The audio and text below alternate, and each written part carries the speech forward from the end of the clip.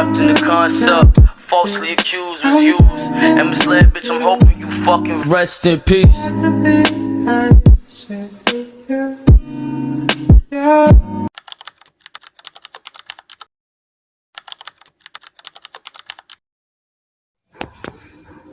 Assalamualaikum warahmatullahi wabarakatuh.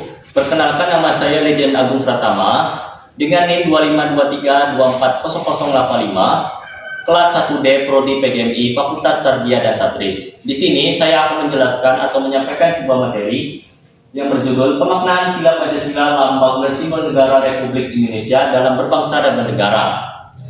Baik, langsung saja.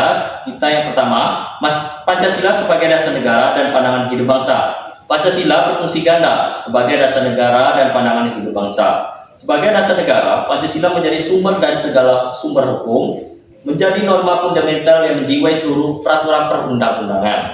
Sebagai pandangan hidup, Pancasila merupakan kristalisasi nilai-nilai hidup dalam masyarakat Indonesia yang dijadikan pedoman untuk menyelesaikan berbagai persoalan dalam kehidupan bermasyarakat, berbangsa, dan bernegara. Maksud dari ini, jadi Pancasila itu sebagai dasar negara. Jika suatu negara tidak memiliki dasar negara, mau dikemanakan negara tersebut? Nah, maka dibuatlah Pancasila itu sebagai pedoman negara dan juga sebagai sumber-sumber hukum negara.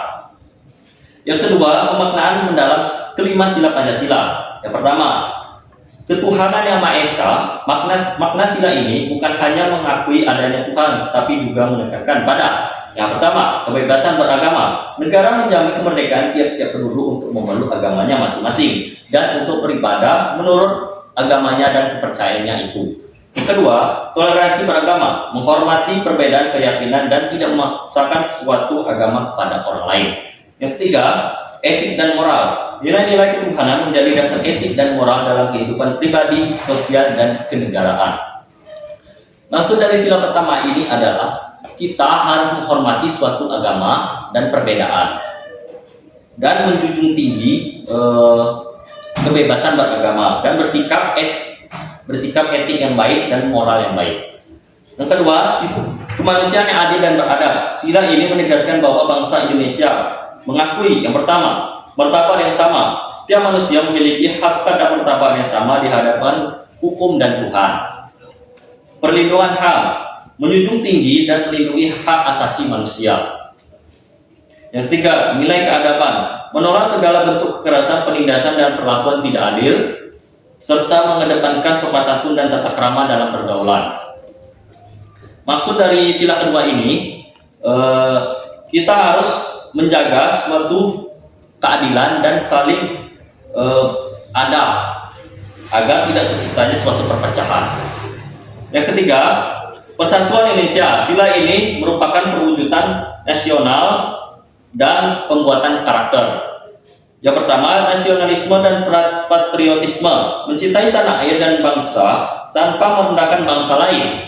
Yang kedua, Bhinneka Tunggal Ika, mempererat persatuan di atas segala perbedaan suku, agama, ras, dan budaya. Yang ketiga, mengutamakan kepentingan bersama, menempatkan kepentingan bangsa dan negara di atas kepentingan pribadi atau golongan. Maksud dari sila ketiga ini adalah kita harus menjaga persatuan dan kesatuan agar tidak terjadi suatu perpecahan antara suku, agama, ras, dan budaya. Sila keempat, Krakatau yang dipimpin oleh hikmat kebijaksanaan dalam permusyawaratan perwakilan. Ini adalah fondasi demokrasi Indonesia yang khas. Yang pertama, kedaulatan rakyat. Kekuasaan tertinggi berada di tangan rakyat.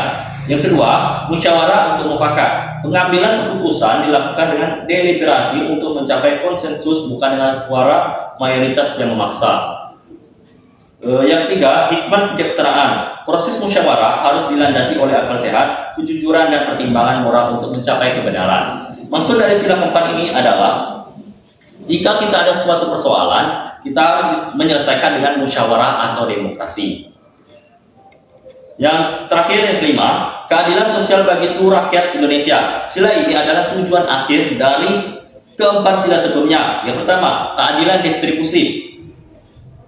Kekayaan alam dan sumber daya negara harus dimanfaatkan untuk sebesar-besarnya kemakmuran rakyat. Yang kedua, kesetaraan kesempatan. Setiap warga berhak mendapatkan kesempatan yang sama dalam pendidikan, pekerjaan, dan keadilan hukum. Yang ketiga, perlindungan bagi yang lemah. Negara hadir untuk melindungi kelompok rentan dan memastikan tidak ada kesenjangan sosial yang lebar. Maksud dari sila kelima ini adalah kita harus menjaga suatu perkataan dan perbuatan dalam bersosial di antar masyarakat. Baik, kita masuk ke makna filosofi lambang negara Garuda Pancasila. Adapun figur burung Garuda. Ini figurnya. Burung Garuda melambangkan kekuatan, kebesaran, dan kejayaan. Warna keemasan melambangkan keagungan dan kemuliaan. Jumlah bulu 17 helai bulu pada sayap. Yang ini 8 helai bulu pada ekor. Ini dan 19 helai bulu pada pangkal ekor serta 45 helai bulu pada leher. Merupakan representasi dari tanggal proklamasi kemerdekaan Indonesia. Perisai dari 5 simbol Pancasila. Perisai di dada Garuda melambangkan perjuangan dan perlindungan bangsa.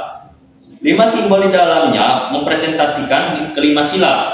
Pertama, bintang, melambangkan cahaya ketuhanan yang menerungi alam semesta. Yang kedua, rantai. Rantai yang bersambung melambangkan hubungan antar manusia yang erat dan keadaban. Yang ketiga, pohon beringin, melambangkan persatuan Indonesia yang teduh dan menjadi tempat berlindung. Yang keempat, kepala banteng. Banteng adalah hewan sosial yang kuat, melambangkan kekuatan dan musyawarah. Yang kelima, padi dan kapas, melambangkan kemakmuran dan kesejahteraan, yakni pangan, sandang sebagai kebutuhan pokok. Pita bertuliskan Bhinneka Tunggal Ika. Cengkeraman kuat Garuda pada pita yang bertuliskan Bhinneka Tunggal Ika atau berbeda-beda tetapi tetap satu jua, menegaskan komitmen bangsa Indonesia untuk tetap bersatu meski terdiri dari berbagai macam perbedaan. Baik, kita masuk ke materi selanjutnya, implementasi dalam kehidupan berbangsa dan bernegara. Pemaknaan nilai-nilai simbol Pancasila harus diwujudkan dalam tindakan nyata. Yang pertama, dalam negara.